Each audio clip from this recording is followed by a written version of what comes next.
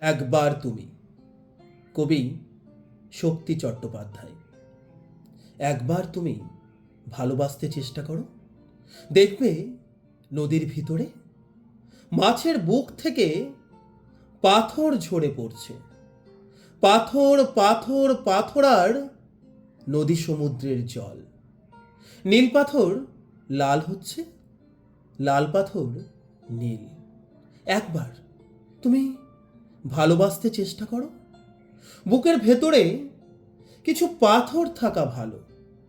ধ্বনি দিলে প্রতিধ্বনি পাওয়া যায়। সমস্ত পায়ে হাঁটা পথই যখন পিচ্ছিল, তখন ওই পাথরের পাল একের পর এক বিছিয়ে যেন কবিতার নগ্ন ব্যবহার, যেন ঢেউ, যেন কুমোরটুলির সলমা চুমকি জরিমাখা প্রতিমা। বহু দূর হেমন্তের পাশুটে নক্ষত্রের দরজা পর্যন্ত দেখে আসতে পারি।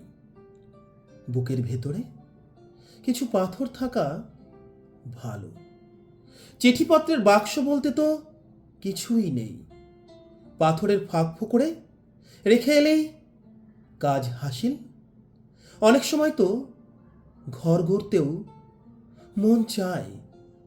মাছের বুকের পাথর ক্রমেই আমাদের বুকে এসে জায়গা করে নিচ্ছে। আমাদের সবই দরকার। আমরা ঘর বাড়ি গড়ব, সভ্যতার একটা স্থায়ী স্তম্ভ তুলে ধরব। রূপলি মাছ পাথর ছড়াতে ছড়াতে চলে গেলে একবার তুমি ভালোবাসতে চেষ্টা করো।